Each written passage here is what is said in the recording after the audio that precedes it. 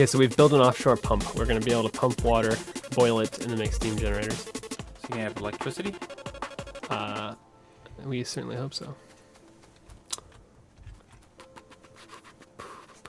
Have you ever seen the Battletoads arcade game? I've It's like really insane. I've seen Angry Video Game Nerd review them. Not like the NES ones, but the arcade. What's that one like? It's like super, like the crazy graphics and hyper violence, and it's just constantly going on. Why wasn't that ever ported to like a? I think it was like too much. Too much? Too violent? Yeah, it was insanely violent. Like these rat guys would show up, your hand would turn into a drill. You put a drill against their head, and then there would be a skull. Well, it's ripe for that now. Somebody should go and port all that. I'm always hoping somebody's gonna port the old Battletoads arcade game because I loved it. I've spent so many quarters. Did you ever win it? No, but I never knew how many levels there were until I could look it up online. It's like got pretty far into the game actually. Yeah. Yeah. I had that with a few games like Einhanda, or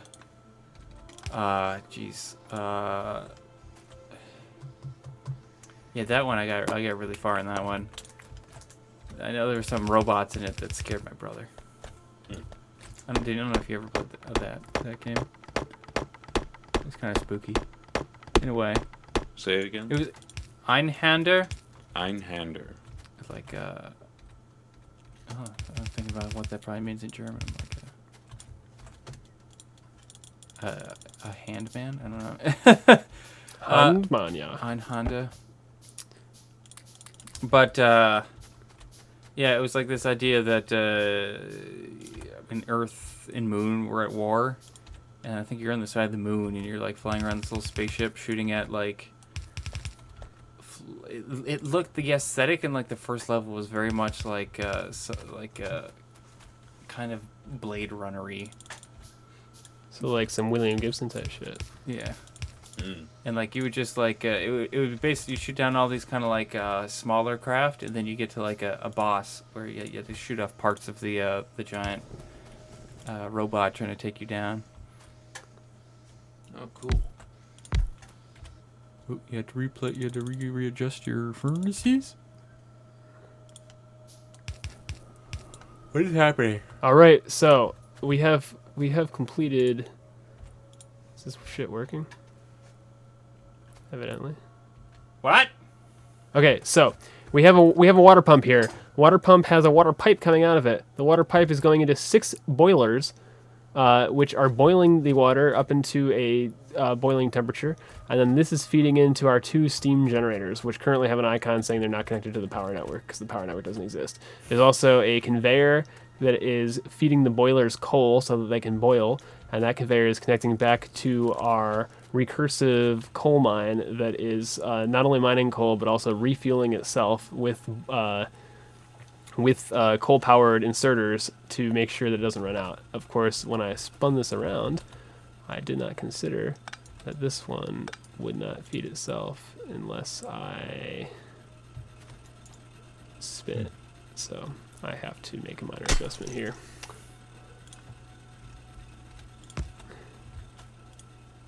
Boop, boop, boop, boop, boop, boop, boop, boop. Yeah, robot arm. Boop. Robot arm! Now I just got to put coal in it to jumpstart it. It's like a perpetual motion that'll work. machine. All right. So this is like the startings of a factory here. We also the coal is also being pulled off the main line to feed the burners here, but we're going to need to have additional lines that pull the raw materials, our copper and our iron, back here to be smelted. So I can pick all this copper off the thing. This is going to feed out. We are going to build some power lines, and I believe we have enough iron in these to build electric drills, which are much faster than the coal-powered drills that we are currently using. So once I get these electric drills shut off, we will call this series done for now, unless we get massive YouTube requests for more.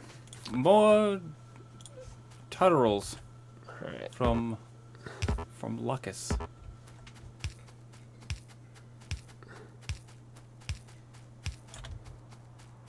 So Yeah, someone who actually kind of likes the resource management of games like StarCraft.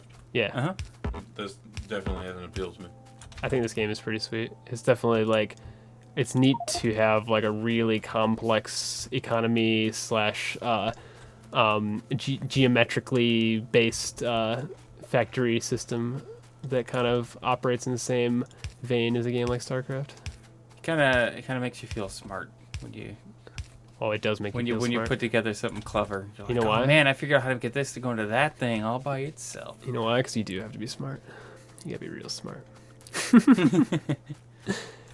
I need more wood for those power poles. Nothing's ever easy in this game. As much as I like playing games where you go around and shoot things and collect things and fetch things, there's something about a game where you put something together that is satisfying. Yeah. Building something. Yeah, it's a bit cathartic. I like how much fine point control you have in Factorio. Designing these factories is a real point-by-point experience. I need electronic circuits, so we need to smelt some copper. Schmelt it.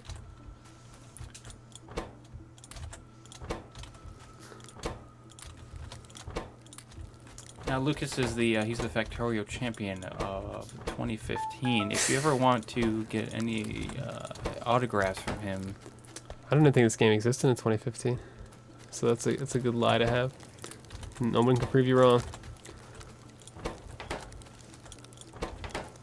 I like this game a lot. People are way better at it than me. There's an end game involving using trains to cart huge amounts of resources long distances and building stations that load and unload the trains. I haven't even tried that stuff yet. It's really complex. You need to like signal your tracks and have switchboards. If your trains collide, they'll explode and screw up everything. oh, that sucks. Will it like do area damage? I don't know if they destroy like the surrounding area. It definitely destroys your trains.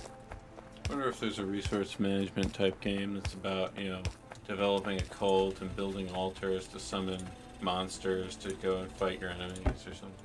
There was Dungeon Keeper back in the day. Have you played Oh, that? that would be cool. I would like a modern kind of thing like Hey, that.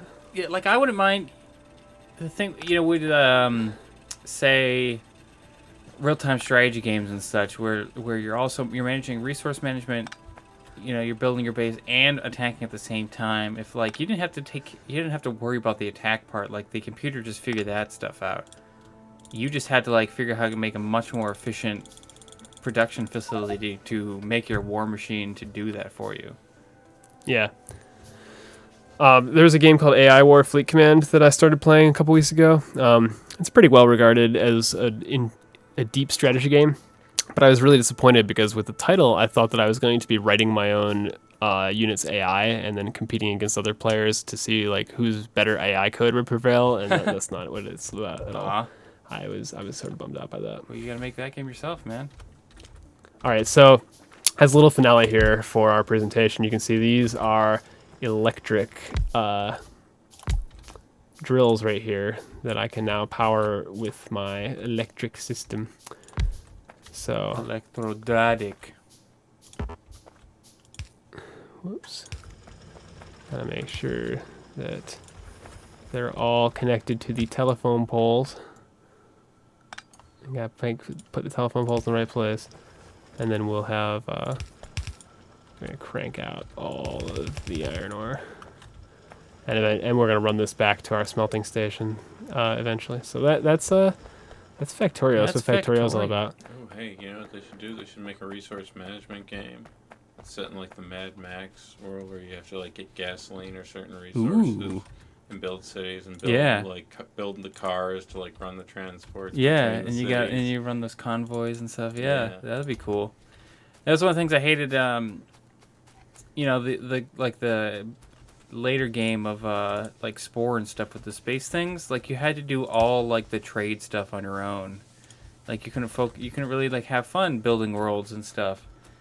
Because Right. you had in You order to couldn't do that automate you had to things. get money. And in order to do money, you had to personally travel to every planet and trade and sell. It was just the worst. If it just did it on its own, you could like be like, I'm just gonna create this cool universe. Your last down, Spore. Go fuck yourself. Yeah, god damn it, Spore. The good news is that No Man's Sky just went gold, and that might be the Spore game that we've been waiting for all along. Oh, so that's gonna come out soon. All right, so I just whoops, I just saved the game, and I'm now going to go launch a one-man attack on the bugs. So that'll be the conclusion of our video. Check us out on Twitter at Jellycast, at LastCoinLuke, and at LastCoinLuke spelled L-U-C. That's me. Also, follow our podcast. It's currently on hiatus, but we'll be back at the end of the summer once Kevin finishes getting married. And that is available on iTunes and the podcast app Stitcher. It is called Last Coin at the Arcade. I'm Luke. Luke is here. Dave was here. Dave was here from No U-Turn to the Drive-Phone. Also on iTunes and Stitcher. And Movies. These are all Hello, gentle listeners. real cool guys who I have a lot of respect for. Feel free to check us out, get in contact with us, and let us know what you want. And